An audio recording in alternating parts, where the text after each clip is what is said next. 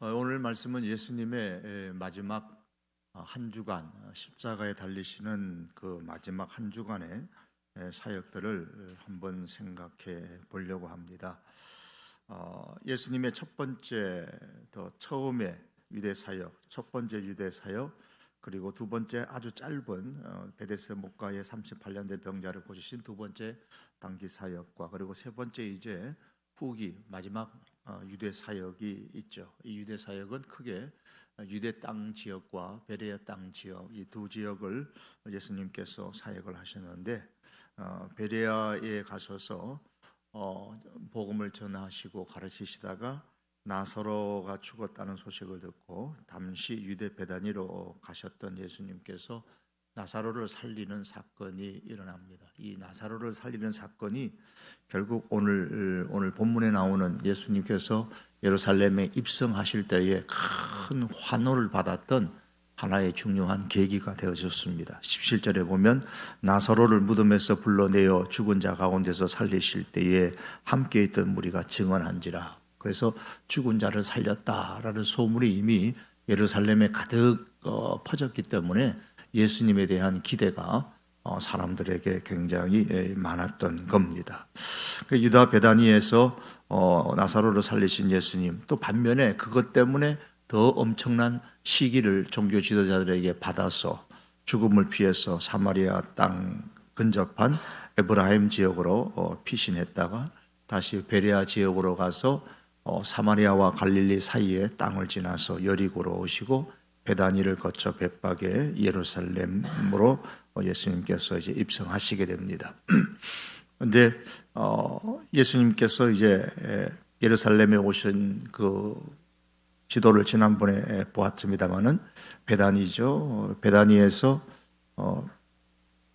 예수님께서 여리고 위쪽에서 베다니로 오시고 이 베다니에서 벳바게를 거치는데 여기가 감람산입니다. 감람산 아래로 예수님께서 내려오십니다. 내려오셔서 예루살렘 성 안으로 우리 예수님께서 들어가시는 내용입니다. 자, 성경의 말씀 보면 이렇게 말씀합니다. 지난 시간에 읽어드렸습니다만 예수께서 이 말씀을 하시고 예루살렘을 향하여 앞서서 가시더라. 감람원이라 불리는 산 속에 있는 벳바게와 베다니에 가까이 가셨을 때에 제자 중 둘을 보내시며, 둘을 보내서 뭘 준비합니까? 나귀를 준비하죠. 오늘 본문에 나오는 이 나귀를 타고 가시기 위해서 제자들을 보내서 나귀를 준비하게 하십니다. 그리고 이어서 이미 감람산 내리막길에 가까이 오심에 이제 제자들을 보내어놓고 예수님께서 감람산 내리막길 아래로 이제 예루살렘 도시보다 성보다 감람산이 좀 높아요. 아래로 내려오시는 거 내리막길입니다. 내려오시는데 제자의 온 무리라는 것은 많은 사람들을 말합니다. 예수를 따르는 사람들이 본바 모든 능한 일로 인하여 뭘 봤습니까? 나사로를 살렸던 그 사건이죠. 그리고 소문을 들었죠. 그걸로 인하여 기뻐하고 큰 소리로 하나님을 찬양을 했습니다. 그런데 반면에 예수님은 어떤 반응을 보였습니까? 예수님은 그 다음에 말씀 보니까 가까이 오사 성을 보시고 우시며 그랬어요. 사람들이 예수님을 환호하고 찬양하는데 예수님은 예루살렘 성을 보시고 우셨다. 왜 우셨느냐? 이르되 오늘 평화에 관한 일을 알았었더라면 좋을 뻔하였거니와 지금 내 눈에 숨겨졌도다 그랬습니다. 왜 우셨느냐? 이스라엘 백성이 예루살렘 성전의 화려함을 보고 나사로를 살리는 그 기적의 그 모습만 볼 줄 알았지 하나님께서 주시는 평화의 길을 그들이 보지를 못했기 때문에 즉 지금 내 눈에 숨겨졌도다. 그러한 예루살렘 성 도시의 백성들을 바라보시고 예수님께서 우셨습니다. 이렇게 예수님의 우시면서 예루살렘 성으로 들어오시는 거예요. 예수님은 우시면서 들어왔는데 그날이 이제 주일입니다. 우리는 말하면 주일, 일요일이죠. 주일입니다. 예수님께서 나귀를 타시고 대환영을 받으며 예루살렘 성으로 입성하셨습니다.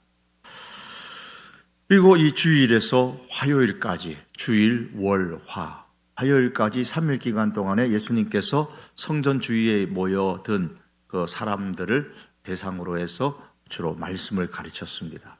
누가복음 19장 47절에 보니까 예수께서 날마다 성전에서 가르치시니 백성이 다 그에게 귀를 기울여 들으므로 어찌할 방도를 찾지 못하였더라. 무슨 방도? 대제사장들과 서기관, 건들 백성의 지도자들이 예수님을 어떻게 죽이고 싶은데 방도를 찾지를 못했던 겁니다. 왜냐하면 백성들이 예수님의 말씀에 다 귀를 기울이고 있었기 때문입니다. 누가복음 21장 37절에 보면 예수께서 낮에는 성전에서 가르치시고 밤에는 나가 감람원이라 하는 산에서 쉬시니 모든 백성이 그 말씀을 들으려고 이른 아침에 성전에 나가더라. 이제 성전뜰에 들어갔겠죠. 성전뜰에 들어가서 예수님께서 낮에는 말씀을 가르치고 밤에는 감람원에 가셔서 그렇게 쉬셨습니다. 자, 이렇게 주일 환호를 받고 월 화요일 날까지 백성들을 향하여서 말씀을 가르쳤습니다. 그리고 수요일과 목요일은 제자들과 함께 시간을 보내시고 금요일에 예수님은 홀로 아주 고독한 시간을 보내시죠. 이날에는 예수님께서 아무 말씀도 가르침도 하지 아니하시고 마침내 십자가를 지시고 성 밖으로 끌려가셨습니다. 이를 보면 순환주간, 고난주간 처음에는 어땠어요? 칭송을 받았습니다. 환영을 받았어요. 아주 대환영을 받았습니다. 그런데 마지막에는 조롱을 받으면서 십자가를 지셨습니다. 왜 이렇게 되었죠? 급진적인 칭찬에서 아주 나락으로 떨어진 큰 조롱과 비난을 받으셨어요. 처음에는 환영을 받았는데 나중에는 조롱을 받고 십자가를 지셨어요. 이것은 예수님이 어떤 잘못을 한 것이 아니고 예루살렘 백성들이 예수님을 제대로 보지 못했기 때문입니다. 그들은 예수님으로부터 세상적인 것을 기대했지만 영적인 것을 보지를 못했습니다. 그래서 세상적인 것을 기대하고 처음에는 그렇게 칭송을 했지만은 예수님께서 그 기대를 채워주지 않으니까 조롱의 대상으로 그렇게 바뀌어진 것입니다. 이러한 현상은 예루살렘 백성이 특별히 나쁜 사람들이었기 때문에 그런 것만은 아닙니다.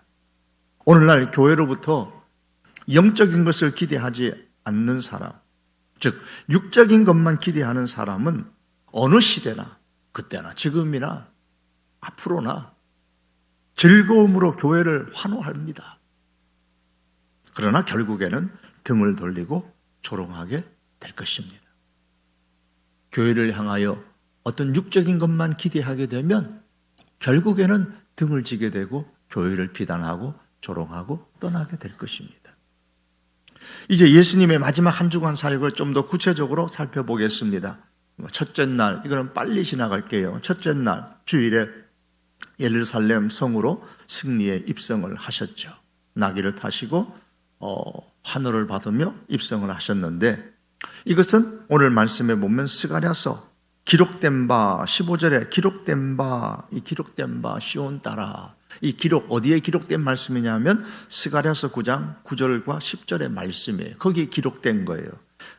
예수님께서 나중에 예수님께서 부활하신 이후에 승천하신 이후에 제자들이 비로소 스가랴서 9장 9절과 10절이 예수님에 관한 말씀이었구나 라는 것을 깨닫게 되어졌다라고 8절이 16절이 말씀하고 있죠. 자, 스가랴서 9장 9절과 10절 말씀 우리 같이 한번 함께 읽어보시겠습니다. 다 같이 읽습니다. 시온에 따라 크게 기뻐할지어다. 예루살렘에 따라 즐거이 부를지어다. 보라, 내 왕이 내게 임하시나니 그는 공의로우시며 구원을 베푸시며 겸손하여 나귀를 타시나니 나귀의 작은 것 곧 나귀 새끼니라. 내가 에브라임의 병거와 예루살렘의 말을 끊겠고 전쟁하는 활을 끊으리니 그가 이방 사람에게 화평을 전할 것이요 그의 통치는 바다에서 바다까지 이르고 유브라데 강에서 땅끝까지 이르리라. 자, 이 스가랴서의 말씀은 예수님께서 나귀를 타고 이제 오시는데 시온의 백성, 즉 예루살렘 백성들이 환호할 것이다 그랬습니다. 그런데 이 말씀에서 나귀를 타고 오시는 예수님은 어떤 분이시냐면 구원의 왕이시라 그랬어요. 겸손의 왕이시고 유대인과 이방인에게까지 화평을 주시는 평화의 왕, 화평의 왕이시다라고 그렇게 스가랴서는 예언을 했습니다. 예수님은 구원의 왕이시고 하나님의 평화를 이루기시는 평화의 왕으로 예루살렘에 입성하셨습니다. 그러나 예루살렘 백성들은 이런 예수님을 보지 못하고 단지 이스라엘 나라를 회복시켜 자기들의 삶을 안정되게 잘 살게 해줄 왕으로 보고 크게 환영하며 즐거워했던 겁니다.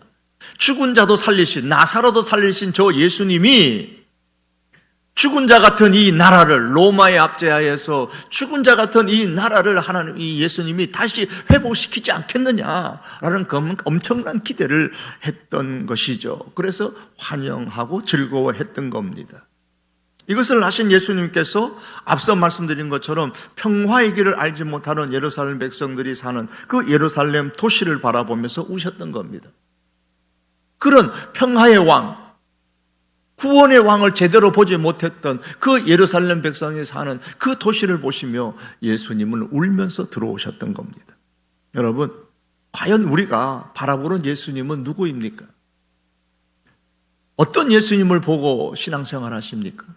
구원의 왕, 나와 하나님과의 관계를 새롭게 하여 평화롭게 만드시는 평화의 왕으로 바라보십니까?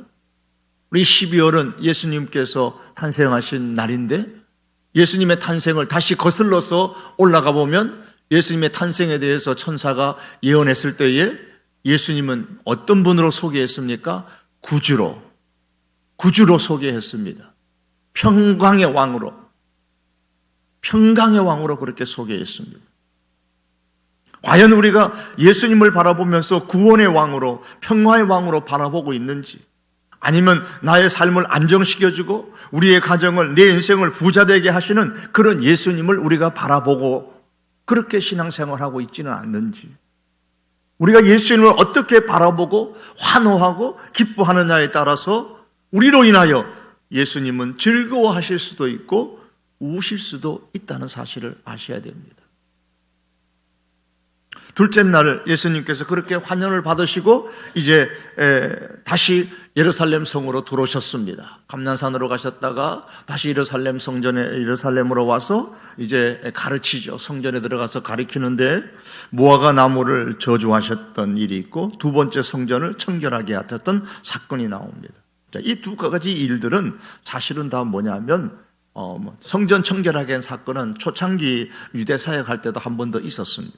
두 번째 성전을 청결케 하신 사건인데 이 두 사건을 통해서 예수님은 기도에 대해서 가르쳐 주셨습니다. 성전은 기도하는 집이다. 내 아버지 집은 기도하는 집이다 라고 말씀하시고 또 믿고 구하는 것은 무엇이든지 다 받는다 라고 그렇게 무화과 나무의 저주를 통해서 열매 없음을 저주했던 것을 통해서 열매 있는, 특별히 기도를 통하여서 열매 있는 성도가 될 것을 그렇게 예수님께서 가르쳤습니다. 그 기도의 열매를 풍성하게 맺는 하나님의 백성이 되라는 교훈을 거기서 주셨습니다. 셋째 날 화요일입니다. 무화과 나무에 내린 저주의 결과를 보셨죠. 그 나무가 말라 죽은 것을 제자들이 보게 되었습니다. 그들이 아침에 지나갈 때에 무화과 나무가 뿌리채 마른 것을 보았다 그랬습니다. 그래서 대제사장들과 장로들이 예수님의 권위에 대해서 도전을 했습니다. 내가 무슨 권세로 이런 일을 하느냐? 예수님께서는 그러한 종교 지도자들에게 경고의 세 가지 비유를 하셨습니다. 세 가지 비유를 통해서 경고를 하셨는데 첫 번째 비유는 두 아들의 비유입니다. 예 하고 가지 않는 사람과 아니요 라고 갔던 사람, 이 두 아들의 비유를 하시면서 세리와 창녀는 회개하고 믿음으로 하나님 나라에 들어가지만 너희 제사장들과 장로들은 믿지 않았기에 하나님 나라에 들어가지 못한다. 이 세 비유, 종교 지도자들에 대한 경고의 세 비유의 첫 번째 두 아들의 비유에서 너희는 하나님 나라에 들어가지 못한다 그래요. 악한 포도원 농부 비유를 다음에 하셨는데 주인이 보낸 종들을 때리고 주인의 아들을 보내었더니 죽였던 그 대제사장과 장로들을 너희들은 하나님 나라를 빼앗긴다. 그런 세 번째 비유, 혼인잔치 비유 속에서 혼인잔치, 즉 천국은 마치 혼인잔치하는 그렇게 나옵니다. 그래서 하나님 나라, 혼인잔치는 하나님 나라인데 이 혼인잔치에 초청했지만 초청받았던 대제사장들과 장로들은 유대인이니까 먼저 초청을 받았죠. 초청받은 그들은 자기 밭으로 자기 사업하러 가고 심지어 주인이 보낸 종들을 잡아 모욕하고 죽였기 때문에 즉 혼인잔치, 하나님 나라에 들어가지 못한다. 자, 이를 보면 그 예수님의 경고의 이 세 가지 비유를 통해서 예수님의 경고의 핵심이 뭐냐면 너희는 하나님 나라에 들어가지 못한다라는 경고입니다. 예수님 당시의 대제사장들과 장로들은 종교 지도자들입니다. 예수님 당시의 장로라 그러면 유대의 정치와 종교에 관한 재반 책임을 맡은 유대교의 지도자래요. 유대의 최고 의결 기관인 70인의 공회, 즉 사내들인 공회의 한 주축을 이루었던 사람들이 장로들이었습니다.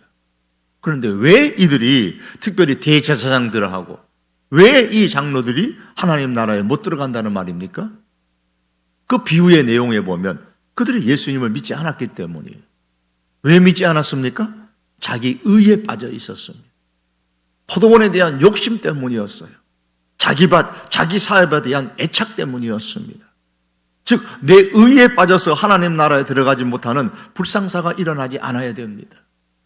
물질에 대한 욕심 때문에 하나님 나라에 들어가지 못하는 그런 불상사가 일어나지 않아야 합니다. 직장과 승진과 세상적인 그런 성공 때문에 거기에 빠져가지고 거기에 미쳐서 결국 하나님 나라에 들어가지 못하는 그런 불행한 일들이 일어나지 않아야 됩니다. 이것이 그 당시의 종교 지도자들을 향하여 주시는 경고일 뿐만 아니라 오늘 이 시대에 여기 있는 목사로부터 시작해서 우리 모두에게 주시는 경고의 말씀이 이것입니다.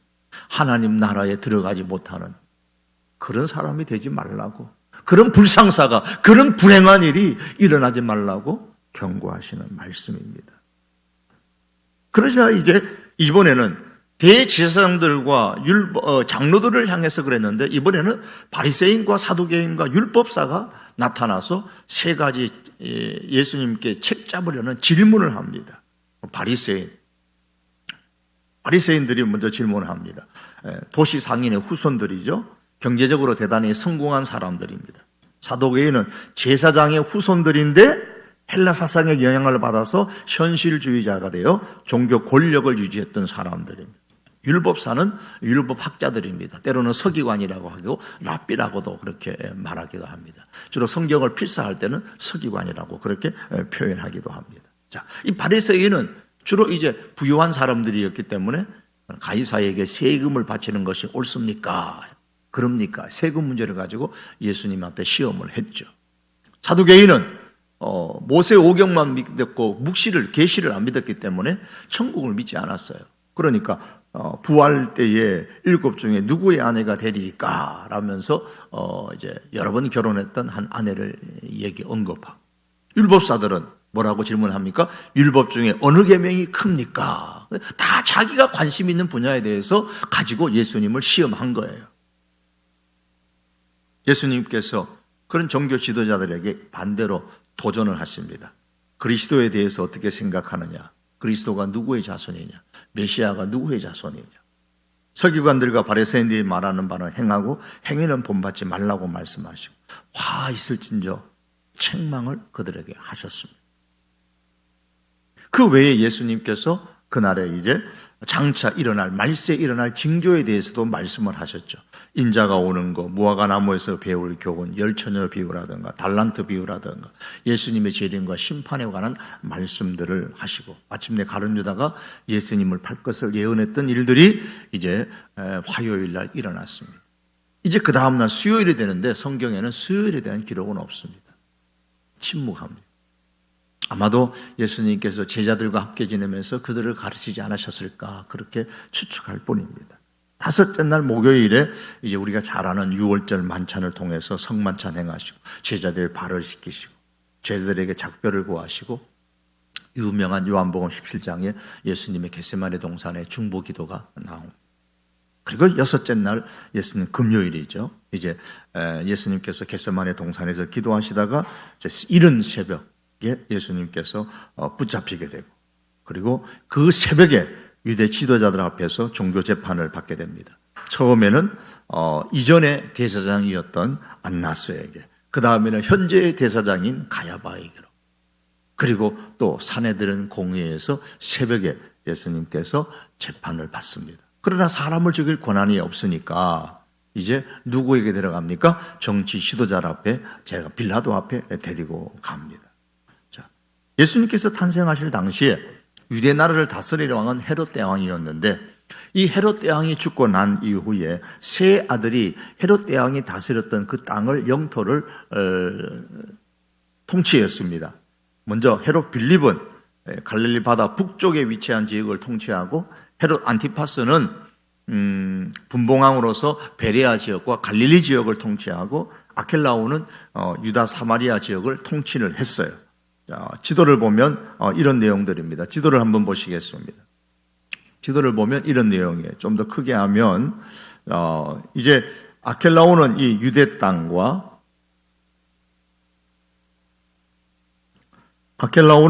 이 유대 땅과 사마리아, 이 빨갛게 되어 있는 이 지역들 아켈라오가 다스렸는데요. 이 아켈라오가 워낙 폭정을 했기 때문에 이 유대 사람과 사마리아 사람들이 로마의 황제한테 항소를 했어요. 그래서 이 아켈라오가 쫓겨납니다. 쫓겨나가지고 유배를 당합니다. 그래서 직접 로마의 총독이 와서 이 지역은 이 수리아 지역이 있죠. 이 수리아 지역에 편입되어져서 총독이 다스리는 지역이 됩니다. 유대와 사마리아가. 그래서 여기 총독으로 파견된 사람 중에 한 사람이 누구냐면 빌라도인 거예요. 빌라도가 총독으로 여기에 파견되어져서 예수님 십자가에 못 박힐 때는 빌라도가 여기에 등장하게 되는 겁니다. 로마의 총독으로 등장하게 되죠. 그리고 옆에 있는 갈릴리 지역이죠. 이 갈릴리 지역. 이 갈릴리 이 지역과 베레아 지역, 이 지역은 헤롯 안티파스, 베레아 지역하고 이 갈릴리 지역은 헤롯 안티파스가 다스리게 됩니다. 그리고 헤롯 빌립은 이쪽 지역입니다. 이 빌립의 영지는 이쪽 지역을 다스리게 됩니다. 이 지역을 다스려서 세 아들이 이렇게 영토를 분할해서 다스리게 됩니다. 자, 그래서 처음에 예수님께서는 어디로 가십니까? 빌라도에게 관정으로 마침 이제 빌라도가 이 그림을 다시 한번 보시면요. 원래 이 총독부가 어디에 있었냐면은 아켈라오가 유배되고 난 다음에 총독부가 어디 있냐면 이 제일 위에 있어요. 가이사랴 빌립보 이 지역이 여기에 가이사랴 빌립보 이 윗지역이에요. 윗지역에 총독부가 있어가지고 여기서 중심에서 수리아 지역과 사마리아와 유대 지역을 이제 관할을 했어요. 관할을 하다가 이제 사마리아와 유대 땅에 무슨 일이 생기면 여기까지 내려오는 거예요. 내려와서 업무를 보고 또 올라가고 그렇기 때문에 이 유대 땅 예루살렘에 빌라도가 머무는 관저가 거기에 따로 있었던 겁니다. 그 관저에 이제 빌라도가 내려왔을 때 그때 이제 아침에 일찍이 이제 종교 지도자들이 예수님을 끌고 가서 죽여달라, 십자가에 못 박아달라 그렇게 요청을 하게 되었던 것이죠. 그런데 빌라도가 조사를 해보니까 골치 아프니 그런 거거든요. 가만 보니까 이 종교적인 문제란 말이에요. 골치가 아프니까 가만 보니까 이 예수라는 사람이 갈릴리 사람이에요. 갈릴리 출신인 거예요. 잘 됐다 싶어서 이제 그걸 이제 회피하려고 누구한테 보냈냐면 헤롯에게로 보냅니다. 헤롯. 이 헤롯이 누구이냐면 헤롯 안티파스예요. 헤롯 안티파스. 이 헤롯 안티파스가 누구냐면 헤롯 대왕의 아들로서 어느 지역이요? 갈릴리 지역하고 베레아 지역을 다스리는 통치하는 분봉왕이거든요. 그런데 마침 이때 헤롯이 어디에 와 있었냐면 예루살렘에 와 있었어요. 그러니까 빌라도가 좋다 싶어가지고 넘긴 거예요. 빌라도가 골치 아프다 너희들 문제니까 너희들이 해결하라 하라면서 헤롯에게 넘겼더니 헤롯이 처음에는 예수라는 사람을 구경하고 싶어서 좋다고 하고 예수를 맞이해가지고 얘기를 해보고 그러다가 다시 자기도 감당이 안 되니까 빌라도에게 다시 돌려보내버립니다. 그래서 예수님이 빌라도에게 갔다가 총독 헤롯 안티파스 분봉왕에게 갔다가 다시 빌라도에게 갔다가 그래서 마침내 예수님께서 이제 십자가에 못 박히게 되시는 겁니다. 해지기 전에 그렇게 예수님께서 장사 지냈습니다. 오전 9시에서 오후 3시까지 십자가에 못 박히고 계시고 마침내 장사되어졌습니다. 자, 우리는 지금까지 베들레헴에서 탄생하시고 나사렛에서 자라나시고 유대 광야에서 공적인 사역을 마지막으로 준비하신 후에 갈릴리로 올라가셔서 유대와 베레아에 이르기까지 약 한 3년의 공생의 사역을 하셨던 예수님의 삶을 지금까지 봤는데, 이러한 예수님의 삶을 한마디로 표현하면 뭐냐? 오직 한 길이에요. 지난 금요일에도 잠깐 말씀을 드렸죠. 오직 한 길입니다. 유대 땅과 사마리아 땅과 갈릴리 땅과 두로, 시돈, 데가볼리, 베레아 등 수많은 지역의 시골과 도시를 다니면서 복음을 가르치고 전파하시고 병든 자들을 고치시고 이적을 행하셨지만 예수님의 마음속에는 오직 한 길만 있었어요. 그 길은 바로 예루살렘 골고다로 가는 길입니다. 십자가의 길입니다. 여러분, 과연 우리가 예수님의 사역을 쭉 보면서 우리가 질문해야 될 게 이겁니다. 나도 꼭 오직 한 길인가? 길어진 예루살렘의 그 골고다가 아니라 오직 한 길, 그 십자가의 길을 우리가 걷고 있는가라는 거예요. 오직 한 길, 그 십자가의 길을 걷고 있는가? 어제 새벽 예배 때 요한계시록 11장의 말씀을 보면서 교회가 핍박을 받고 사단에 의해서 죽임을 당하는데, 성도들이 죽임을 당하는데 그곳이 어디냐면 소돔이라고도 하고 애굽이라고도 하고 예수님께서 십자가에 못 박힌 골고다라고도 하는, 골고다다 그렇게 말했어요. 그 골고다의 길이에요. 십자가의 길. 과연 내가 오직 한 길, 십자가의 길을 우리가 걷고 있느냐? 예수님을 믿는 이 십자가의 길, 믿음의 길을 오직 한 길이라 생각하고 걷고 있는가를 정말 예수님의 이 전체적인 사역을 우리가 두고서 다시 한번 질문을 던져야 됩니다. 그런데 이 오직 한 길만 주장하는 것은 현대의 상황과는 꽤 거리가 먼 거예요. 현대인들은 진리로 가는 길은 여러 길이 있다고 말합니다. 한 길이 아니에요. 여러 길이에요. 그래서 오직 한 길을 고집하지 않을 뿐만 아니라 오직 한 길만을 고집하는 사람에 대해서는 매우 답답해하고 편협하다고 고개를 절레절레 흔듭니다. 그럼에도 불구하고 성경은 오직 한 길, 유일한 십자가의 길만을 고집하고 강조하고 선포하고 있습니다. 그러므로 우리는 멸망으로 인도하는 넓어서 그 길을 찾아서 걷는 현대인들이 많은 이 세상 가운데서 우리가 살아가고 우리가 신앙생활합니다. 그러나 오직 천국에 이르는 유일한 길은 십자가의 길이라는 사실을 우리가 확신하면서 이 한 길만을 걷는 우리들이 될 수 있기를 바랍니다. 예수님께서 말씀하셨습니다. 내가 곧 길이요. 예수님이 곧 길이면 딴 길은 없는 거예요. 예수님이 길인데 딴 길은 없어요. 예수님께서 나도 길이고 저기도 길이 있고 여기도 길이 있다고 말씀하지 않으셨어요. 내가 오직 곧 내가 유일한 길이요, 다른 길은 없다고 하셨어요. 내가 진리요, 내가 진리니 다른 진리는 없는 겁니다. 내가 생명이니 다른 데는 생명이 없습니다. 나로 말미암지 않고, 그러므로 나로 말미암지 않고는 아버지께로 올 자가 없느니라. 하나님 나라에 들어갈 자가 없다고 하셨습니다. 그것을 예루살렘 백성들은 보지를 못했고, 그것을 대제사장들과 서기관들과 바리새인들과 사두개인들과 율법사들은 보지를 못한 겁니다.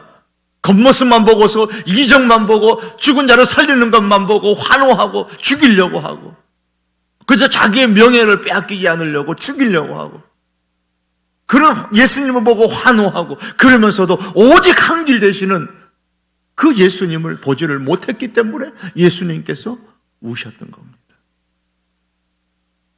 두 번째로 우리가 예수님의 사역을 보면서, 특별히 예수님의 마지막 일주일 동안 있었던 이 십자가 길을 묵상하면서 새삼스럽게 우리는 예수님께서 처음 공생의 사역을 시작하시기 전에 광야에서 마귀로부터 받았던 시험을 우리가 다시 한번 돌이켜서 생각해 봐야 됩니다.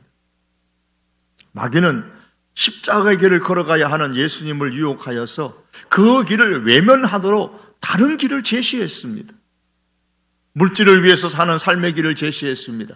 빵을 위해서, 빵을 추구하며 살아가는 그 길을 제시했습니다. 명예를 위해서 사는 삶의 길을 제시했습니다. 그리고 천하 만국의 권력과 영광을 위해서 사는 삶의 멋진 길을 예수님께 제안을 했습니다. 이런 엄청난 길을 제안받았을 때에 예수님의 대답은 이것이었죠. 주 너희 하나님께 경배하고 다만 그를 섬기라. 오직 하나님께만 경배하고 섬기는 이 삶의 길을 가시겠다고 아주 단호하게 공생의 사역 시작하시기 전부터 예수님은 결단을 하셨습니다. 그리고 그 결단하신 대로 십자가의 길을 묵묵히 오직 한 길을 걸어가셨고 마침내 예루살렘 골고다에서 완성을 하셨습니다. 그리고 말씀하셨죠. 다 이루었다. 다 이루었다. 이로써 예수님은 공생의 사역을 준비하는 첫 시점에서부터 우리 성도들에게 십자가의 길이 무엇인가를 가르쳐 주셨습니다. 십자가의 길이란 바로 하나님께만 경배하고 하나님만을 섬기는 길입니다. 다른 길은 없습니다. 이것을 인생의 최고의 가치를 여기고 사는 그런 하나님의 사람들의 삶이 저 여러분의 삶이 될 수 있기를 바랍니다. 여러분 기억하십시다. 마귀는 예수님께 그러했던 것처럼 어떻게 하든지 우리에게도 십자가의 길을 걷지 못하도록 유혹하고 지금도 방해합니다. 이런저런 것으로 빵을 위해서, 명예를 위해서, 권력과 영광을 위해서 유혹하고 방해합니다. 그렇기 때문에 우리는 매일매일 결단하고 매일매일 결심하고 하나님 앞으로 나가야 됩니다. 믿음을 고백하는 베드로에게 예수님은 자신의 십자가의 죽음에 대해서 말씀하셨습니다. 그러자 베드로가 예수님 그 길을 가지 마십시오. 십자가를 지지 마십시오. 만류했지 않습니까? 그때 예수님은 베드로가 그렇게 말하는 것은 마귀가 시키는 일이라고 지적하면서 그를 책망하시면서 이렇게 말씀하셨죠. 베드로야, 내가 하나님의 일을 생각하지 아니하고 도리어 사람의 일을 생각하는도다. 그렇습니다. 십자가의 길을 가는 것은 하나님의 일이요, 십자가의 길을 버리고 다른 길을 가는 것은 사람의 일입니다. 여러분, 십자가의 길을 가지 말라고 말하는 이러한 마귀의 유혹과 방해를 물리치고 사람의 일이 아니라 하나님의 일을 생각하는 우리 믿음의 식구들이 꼭 될 수 있기를 바랍니다. 그렇다면 십자가의 길을 걸어가는 그 삶의 모습은 과연 어떤 삶일까요? 하나님만 경배하고 하나님만 섬기는 그 삶은 예수님이 보여주신 대로 바로 자기 희생의 삶입니다. 자기 희생의 삶. 내가 온 것은 섬김을 받으려 함이 아니라 섬기기 위해서라 주님이 말씀하셨습니다. 세베대의 아들 야고보와 요한이 하루는 예수님을 찾아와서 우리가 요청하는 것을 꼭 좀 들어주십시오 요청했죠. 못 해주기를 원하느냐? 예수님의 말씀에 두 제자는 용기를 얻어가지고 주께서 영광을 얻으실 때에 우리 중에 한 사람은 주님의 좌편에 한 사람은 우편에 앉게 해주십시오. 이때 예수님께서 이런 결론의 말씀을 주셨죠. 인자의 온 것은 섬김을 받으려 함이 아니라 도리어 섬기려 하고 자기 목숨을 많은 사람의 대속물로 주려 함이라.